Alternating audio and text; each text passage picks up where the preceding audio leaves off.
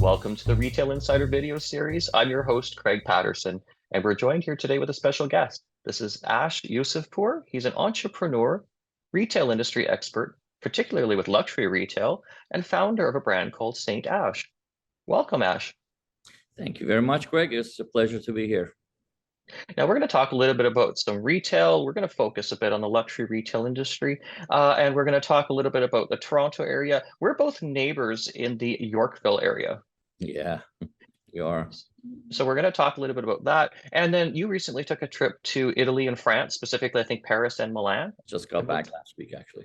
So we're going to talk about that because I want to pick your brain. But first of all, let's talk a little bit about Bloor Street, Yorkville Avenue, and the areas right around that. This is a high density area in the city. It's the north part of the downtown core. For those that don't know the Toronto area too much, this north part of downtown is rapidly growing. There are many new residential towers being built.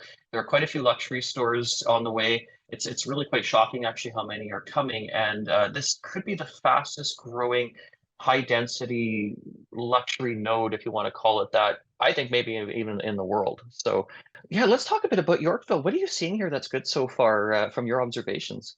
There's a lot of good stuff happening, that's for sure. I mean, with the talks of all these buildings being built, they're going to be really high-end buildings, and in terms of they're mostly like a residential building, with the exception for one, which is going to be office tower. But they all have really good retail space at the bottom of them. So that would contribute a lot. We're going to have a lot more space in the Bloor-Yorkville area in terms of retailing. And so that's all exciting because I'm sure a lot of good tenants are going to be coming into the area. And a lot of new brands that have not been here before are coming now. I mean, you broke most of those stories that of the people that are coming. I think Ferragamo is coming. There's the Saint Laurent store that is opening, Van Cleef, and all the other ones that are coming to the area. So that's a very good like an uplift after the COVID. So because COVID has hit this area really bad. So I'm glad that these people are coming. So I think these are all good things that are happening. But on the other hand, some not very encouraging stuff are also happening. The in and outs of people coming into this area, and so that needs to be, I guess, taken care of.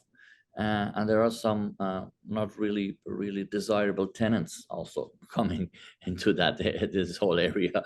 So it's a mix of good things and bad things happening in the area, but I'm positive. I'm positive. And some stores are closing, as you broke the story again. So, but with all this, after all you hear all the news, I still think it's positive. I still think the whole Yorkville Bloor area is moving towards the right directions, and I'm glad that this new Hilton hotel just opened, Canopy on Bloor Street. That is very nice because that will stretch this whole area to towards eastern side of Bloor. So that would be nice, and with Lenscrafters opening on Bloor East. So I'm very positive that in the near future we're gonna have a much better, more high-end Bloor Street. Let's talk a little bit about maybe some of the less desirable tenants. We're having honest conversations here. We recently had someone that said a lot of stuff that was somewhat controversial, but I did report on the Fabricland opening on Bloor Street. Now, it's, for those that aren't aware, it's where the H&M store was. It's quite close to the corner of Yonge and Bloor. Now, the reason primarily that the store is opening is because the owners of Fabricland also own the property that the store is in. They recently purchased both the H&M's former H&M store space as well as a building next to it, which currently houses a Scotiabank and a vacant space for lease. But it's many people have told me already that it's not necessarily the best tenant you would see in the neighborhood, where you've got up the street Saint Laurent and Ferragamo and Rolex and other stores being built. Yes, that's one of the downfalls of this whole thing. But I think that would have been inevitable because they own the building, so it's not like they were here by choice. It was just they just owned it. Maybe If it was another landlord, they wouldn't allow that to happen. I guess that's out of everybody's hand.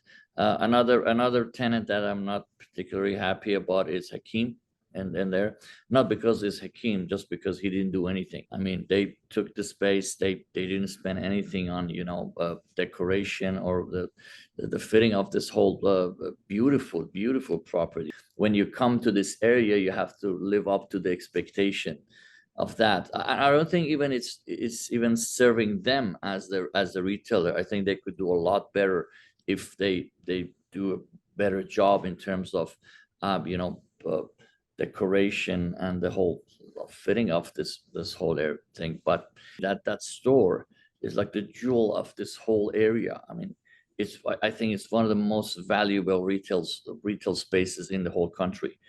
Other than that, I guess everybody else is doing a good job. Everybody's doing amazing decorations, amazing fitting of the stores. But these two mainly so far. The Hakim Optical store. That's located at the northwest corner of Bloor Street and Bay Street. Hakim Optical opened during the pandemic and basically, you know, slapped some signs up, changed the space around and you know, put eyeglasses in there. One of the things I've noticed, so I reported that the store had closed for non-payment of rent. That was for several days that the store had been shut. Something was worked out somewhere. I guess some rent was paid. The store is open. I did get an email from someone in the company saying, you know, we're open again, but I know the store will be closing again. The signage outside is still ripped. Like they've got this plastic stuff they put over the glass that, you know, has the brand names on it. You know, it doesn't live up to I think, what this neighborhood should be in terms of being, you know, a luxury area for shopping. Well, I think it's terrific that people are getting their eye needs served with a retailer, and I don't want to criticize that, but I do want to criticize the fact that this is one of the most prominent retail locations in Canada, and it's a store that does not look that great. You know, it's not well kept. Like you said, there wasn't a major investment put into the renovation of that store after it was a footwear store, other than, you know, putting racks for eyewear and whatnot. But there will be something pretty major happening at that corner that will involve Hakim Optical closing. So stay tuned, because that will be happening. I mean, I guess one of the big threats to this neighborhood from a high-end retail perspective is the Yorkdale shopping center, because it seems to be getting a lot of brands, including Dolce & Gabbana, which will be leaving Bloor Street for Yorkdale. Yes, unfortunately. Yes, I guess the Yorkdale Mall is stealing the thunder from Bloor Street, which was traditionally the only place. For example, the brands that we have on Bloor Street, for as long as I remember, they were the only the branch that they have in the city of Toronto. Things like Montblanc or Tiffany, they only used to be here, like Louis Vuitton, everyone. But now they've started to open in Yorkdale Mall, and the people of Yorkdale Mall are doing a fantastic job in attracting new people, new companies. I think one of the reasons they're so successful in attracting all these companies, because they have everything under one umbrella. So you're talking with one management, whereas in Bloor Street, you're talking to different landlords, and they all have their own rules and regulations and what they want to do. So it's a bit confusing for the brands. But I mean, if you're approaching the big like conglomerates, like say Richmond Group or LVMH, and then you go in there and then you offer them a big package with which everybody can be under the same roof with the same rules and regulations, everything is much easier for them to decide. Whereas they have to come and talk to different landlords with different expectations on the street level. So I think that's one of the strong points for Yorkdale Mall, that allows them to attract all these brands. And then everybody once you have so many brands, and everybody wants to be there, right? Because everybody wants to be associated with everyone. And it's they're stealing the thunder basically. And but I'm glad that the Bloor Street is having a comeback. I think Yorkville having a comeback. The thing that I'm very happy about is Chanel, which is on Yorkville. They don't have a standalone in Yorkdale yet, but I think that's I think Chanel is like a winning card for this Yorkville Bloor neighborhood, which is a huge thing, and a few other ones. But it's a pity that some are I mean, opening another branch in Yorkdale is one thing, but moving like what Dolce Gabbana is doing, that's a whole different story. You know, that is really, really discouraging, I think. Yeah, and Yorkdale's interesting too. I believe Chanel will be staying in the Holt Renfrew store, but will actually be expanding. Again, this Hmm. is I get a lot of sort of insider information on different things, and one of the pieces of feedback that I got was that, Chanel would be expanding. We're going to see what happens with some of the other concessions there. They may go into the mall. What I think is interesting, moving back to the Bloor-Yorkville area, is and I won't say the tenants yet, but it looks like Oxford Properties, which owns the Yorkdale Mall, has secured some high-end brands for the retail podium at the base of the newly renovated Park Hyatt Hotel. The reason I find this remarkable is because the Park Hyatt is across Avenue Road from the Church of the Redeemer. We haven't really seen luxury retail move in that direction yet, in terms of that part of Bloor Street, a little bit further west, which is towards the University of Toronto in the Annex neighborhood. Well, it would be a great extension to this whole area. I mean, it's just that, so to see the brands, they have their own attractions. So being like on the other side of a road on this side, it won't matter to them much, as long as that they could get the terms that they're willing to get.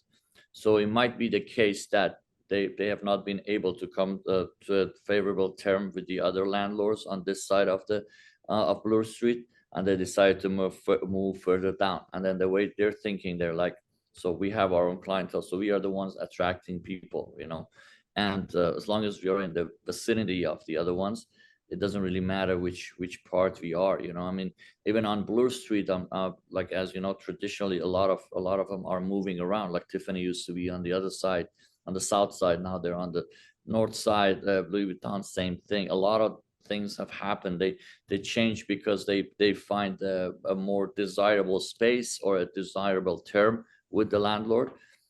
So even going to that direction, or even going to Bloor East side, still they're in the same area. Still they'll be seen, and they'll make the sales that they projected.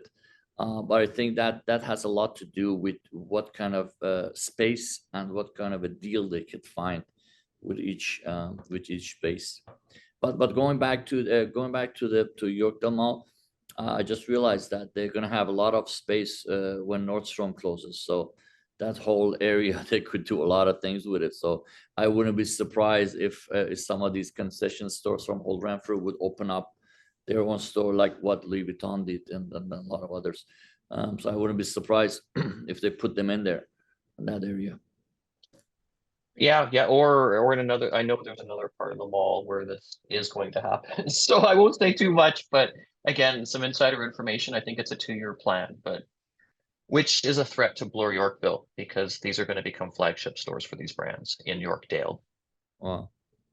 Well, I still think I still believe that the area to have the very high end stores, I think is still downtown, because traditionally a lot of the luxury brands get business from travelers that come into the city.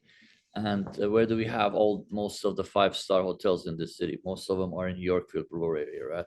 So that's still like an incoming flow of really high-end shoppers that are willing to spend the money. So, and it happens in any city you go to. In any city that you go to, usually where the good hotels are, like the 5-star hotels are, you find the best retail in that area. And so wherever like Four Seasons is, wherever like W Hotel is, or other like St. Regis is, or Ritz is, they're usually there. And so in our area of Bloor and Yorkville, we have like quite a few nice hotels. We have the Hazelton Hotel, we have the Park Hyatt, we have Four Seasons, we have Windsor Arms, now the new W, the new the new Hyatt Hotel, the high-end one that's going to be open at One Bloor. So that one will also be attracting a lot of clientele for the brand. So in my opinion, I still believe that the best place for the really high-end retailers to be is around these hotels. Oh, I agree. I agree. And what do you think about Holt Renfrew on Bloor Street? The store has some concessions in it. Do you think that those concessions are precluding these brands from, say, opening standalone stores on the street, such as, say, Bulgari or David Yurman? I think that, I mean, this has been like, the data has been showing this, that these brands, they go into concession, and then if they do good, they open their boutique, you know. So it doesn't mean that necessarily they will be closing those concessions. They'll just open the boutiques as well. Look what happens with Isaiah and like Harry Rosen. So they went into Harry Rosen, they did good, and they started to open their own boutique, and it happened with a lot of different other brands. And so they're testing the area, you know what I mean? Even Rolex, for example. Rolex has been in Royal Versailles for so many years, and then they decided that this is the area that they want to have a boutique, so they're opening one. Same thing with Van Cleef. They've been with Berks for a long time, and then they decided they needed their own space, so they come out. Xenia did the same thing, but of course that didn't work out because of pandemic. But I mean, I think it's a way for the brands to test the market in those areas, and know the consumer, and know the taste of the consumer, what they like, what they don't like, and then they come out and they do their own boutique. I think that's been a strategy for them for a long time now. That makes a lot of sense. I wanted to touch on something quickly. We didn't really discuss it too much before, but what's your opinion on the exit of Nordstrom from the Canadian market? Is this pretty catastrophic news to the overall retail industry, or do you think Canadians are going to miss the store? I think we'll miss the store. There are a few things with the Nordstrom. First of all, I think they came in very weak. They didn't come strong. I think that was their biggest problem. That's my opinion. They're not. It wasn't what it is in the U.S. Over there, they're very strong. They work with a lot more brands. The options are huge in there. And by the way, the same thing is happening with Saks Fifth Avenue. I mean, they're not strong as well either. So not what it is that we know as consumers. You know, when you travel to US and you see Saks Fifth Avenue or Nordstrom, you see a completely different thing from what we're seeing here. So I think that's one of the things. But overall, I think it's not very encouraging that these brands are leaving, like Nordstrom is leaving. And then on the other side of the news, we hear that Zellers is making a comeback. So it's when you put these two in a equation, and then it doesn't give you very encouraging outcome. You know, it's like we are moving backwards instead of moving forwards. You know, we thought that we are done with the Zellers, the Kmart's of and things like that, but they're coming back, and then these guys, the luxury ones, are leaving. So overall, I don't like it, to be honest with you. I don't like it that Nordstrom is leaving and Zellers is coming. Not that it's replacing it. I mean, just coming back to the retail space. But I'm not sure if we would, as Canadians, we would miss Nordstrom a lot, because in all honesty, it didn't contribute much, because it was not what we expected it to be when they came in. I mean, whoever has seen a Nordstrom in the US, they would know that this is not the same thing. You know, it's like they brought in a mini version of it to see what's going on, and with there's no novelty in this whole thing. You know, it's just another department store selling the same brands at the same price, at the same collections. That's it, that you could find everywhere else. You know, there was no novelty. So there's nothing that you would say, oh, okay, I gotta go to Nordstrom to buy this. There was no such a thing. You know, that whatever was in there, it was like just the usual stuff that you could find anywhere else as well. So for that reason, I think there was nothing special about it for people to go and keep it live and going, so they didn't make any profit. But again, as a whole, I'm not very pleased that the luxury retailers leave. Whenever they do, it breaks my heart. Do you think luxury retail, say, over the next 3 to 5 years, will see growth in Canada, just given the situation around, say, we're seeing fewer Chinese tourists?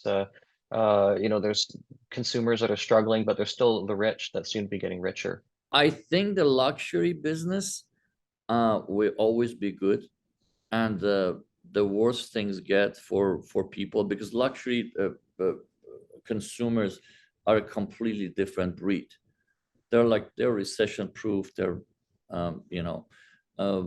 pandemic proof. They're everything proof, basically. and they always come back. They always tend to come back. I mean, even during the world wars, the only businesses that were making money were the luxury ones. Like if you study World War II, Hermes was still making money even during the World War. And those guys, nothing really happens to them, and they're just too big now to fail.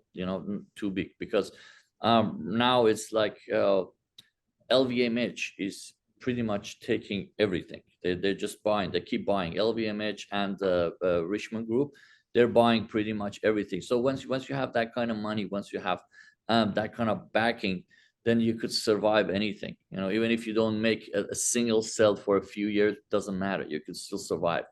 But luxury retailers will survive everything, and they'll come back.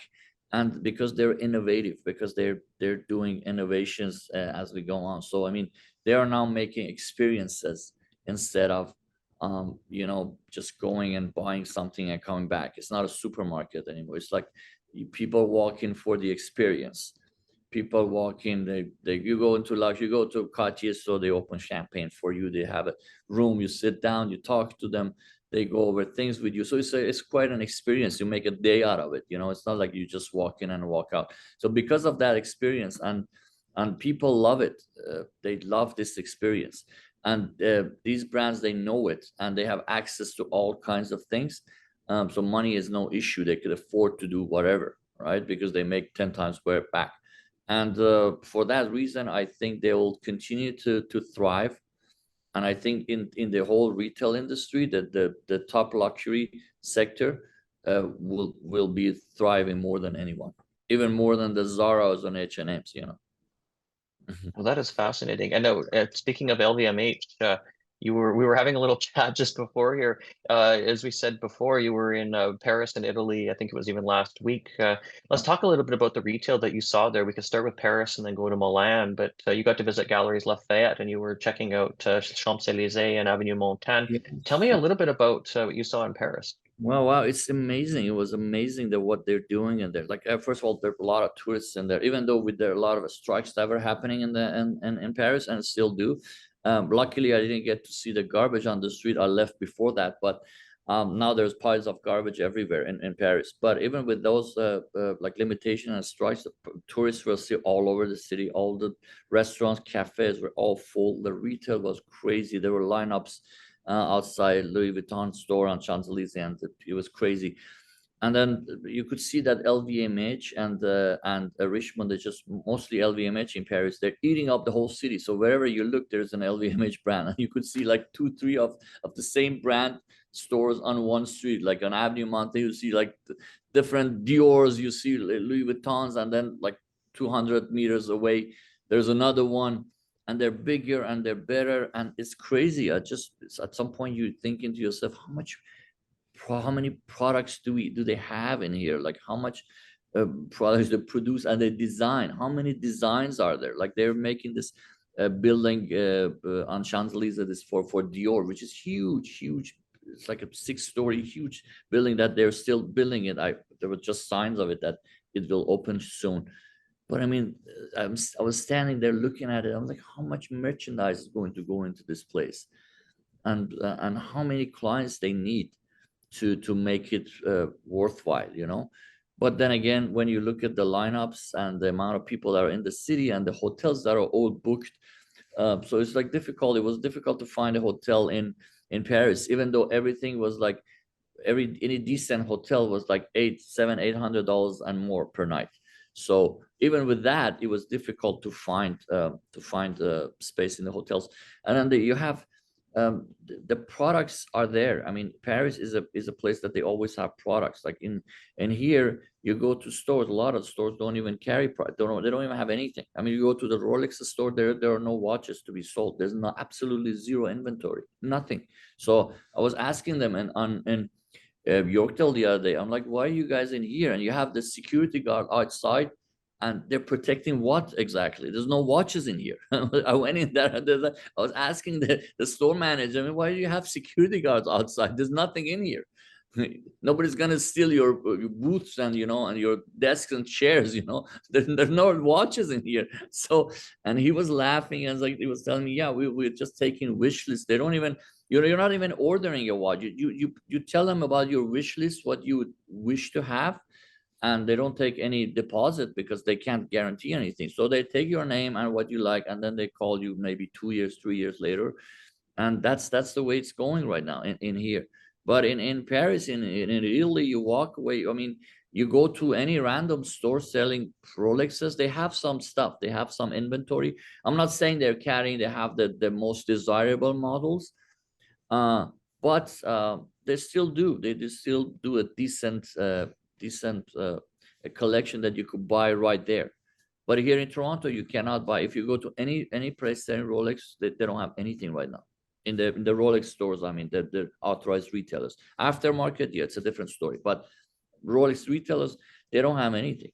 Like I bought a watch here in from Digital the other day in before my trip in a boutique in Yorkdale Mall, and then I wanted a strap and a buckle, and they ordered it, and they said it's gonna take 2-3 months for a strap and a buckle, not the watch, the buckle to come.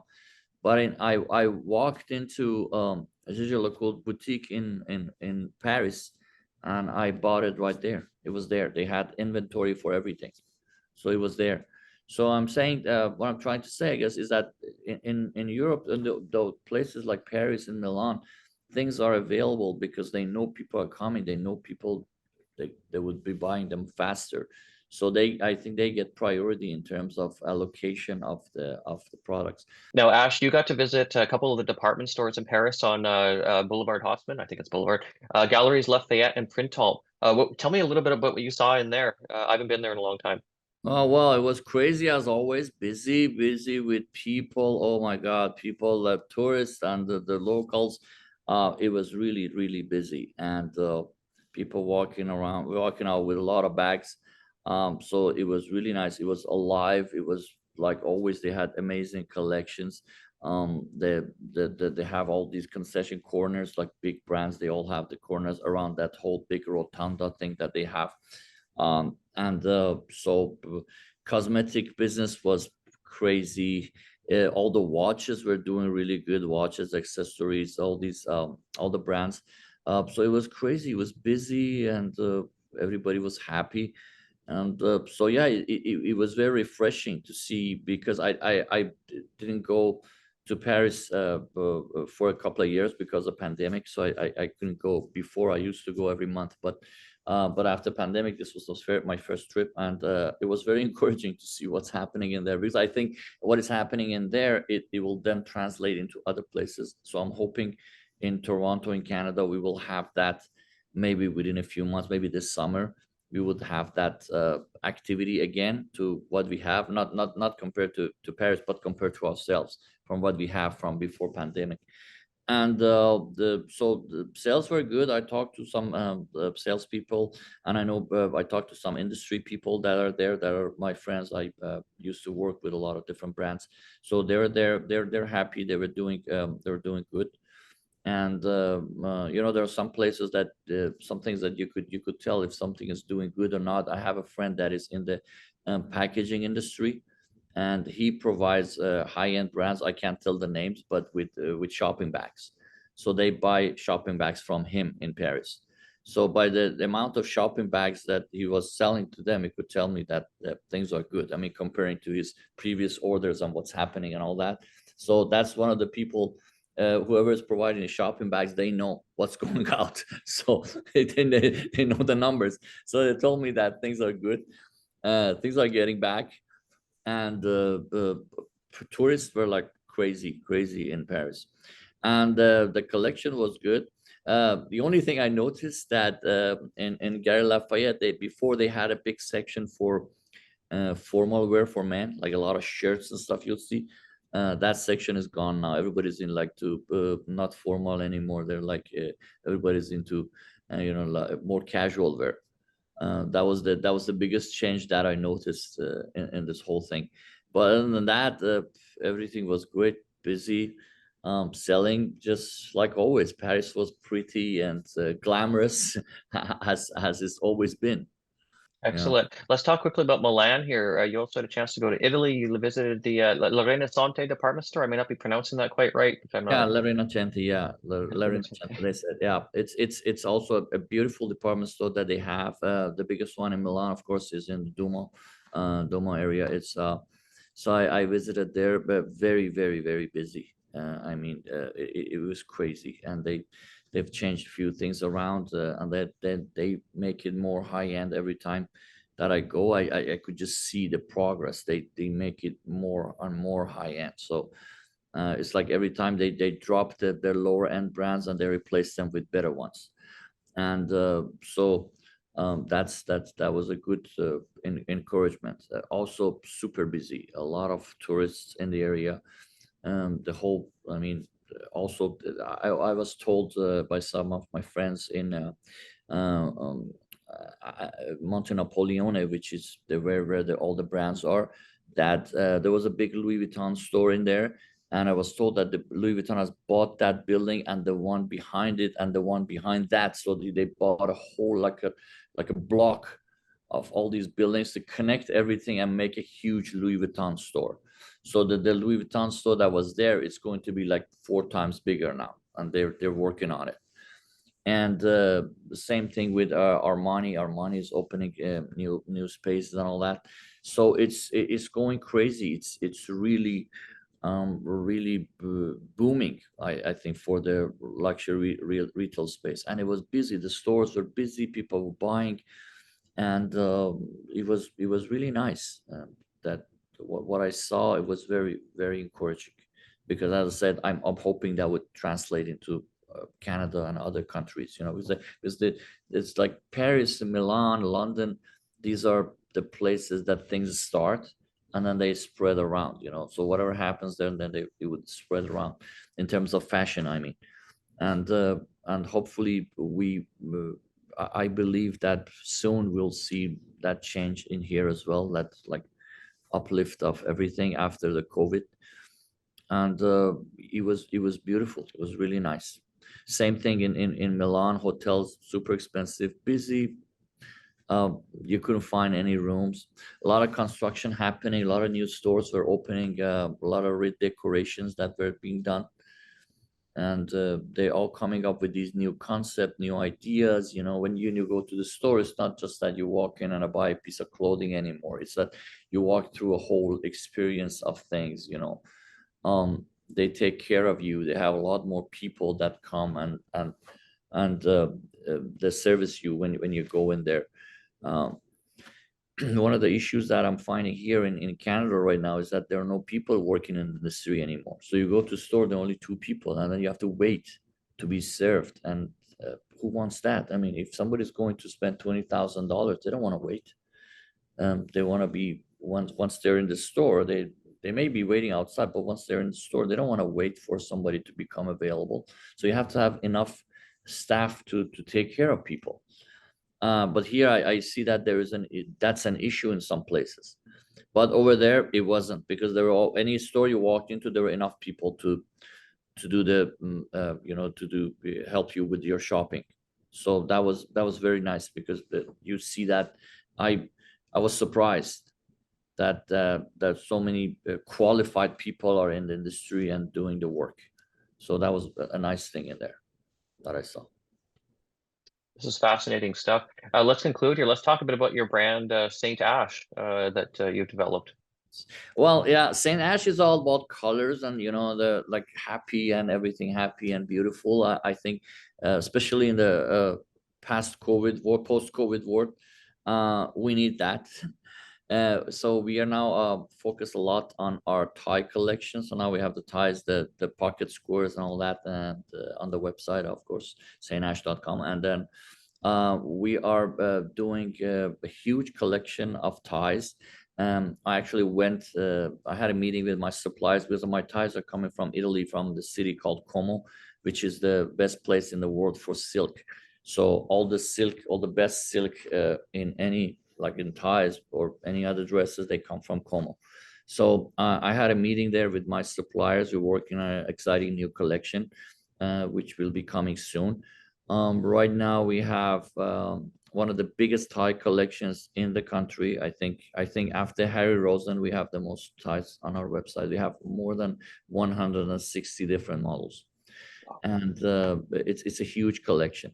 Like I know, I understand that a lot of people have not been wearing ties for a long time because of pandemic. Everybody's going, everybody's going casual. But I have a feeling that people are coming back. That's what I saw in Europe as well. I saw people are wearing ties and all that. So the tie collections were coming bigger and nicer because I think there was demand for it. So I think that would translate into other places as well. And so we are working on that a lot, and hopefully we have soon we start receiving our summer, like spring summer collection. But even now there's a huge collection on our website, and so we're taking it from there. And then the other day I went to Saks Fifth Avenue. Can you believe that they have no ties in there? Not even Oh, one. I There's no didn't know ties. that. Yeah, In downtown Toronto. yeah, they don't have any ties. They don't have any ties. So I was just walking. I was talking to one of my friends working in there. A gentleman walked to her and he asked if they have any ties, and she said, "No, we don't." Yeah, I don't know if they have now or not, but this is more than a month ago that I was there. So they have nothing. So basically, they just given up on the business of tie, which is good for me because now I could replace them. I have all the ties, any model, any color that you would think of. So that is the upside of us, and we are not targeting the people that want to go back to work, serious work. And as you know, most of the companies are forcing people to go back to office. Like I know the banks are now forcing. It was just only, I think, 2 weeks ago that Royal Bank announced that they have to go at least 3 to 4 days back to office. Bank of Montreal did the same thing. CIBC never went home because they made this huge building and they didn't want it to be empty. So they had everybody coming back to work as soon as the restrictions were lifted. So with that, I'm seeing a lot of people going back to work and going back to office, and the ties will make a comeback soon. And so I think we are in the right position right now to be able to help with the tie needs of people. Thank you so much for speaking with us today. This has been Ash Yusufpour. He's an entrepreneur, industry expert, particularly in the luxury retail industry. We've just been talking about lots here today, and the founder of your own brand, Saint Ash. Thank you so much for joining us. Thank you, Greg. Thanks for having me. It was a pleasure. And I'm Craig Patterson. I'm the founder, CEO, and publisher of Retail Insider Media. I'm also the host of the Retail Insider video series. Thank you so much today for watching or listening if you're listening to this on one of our podcast platforms. Take care and bye for now.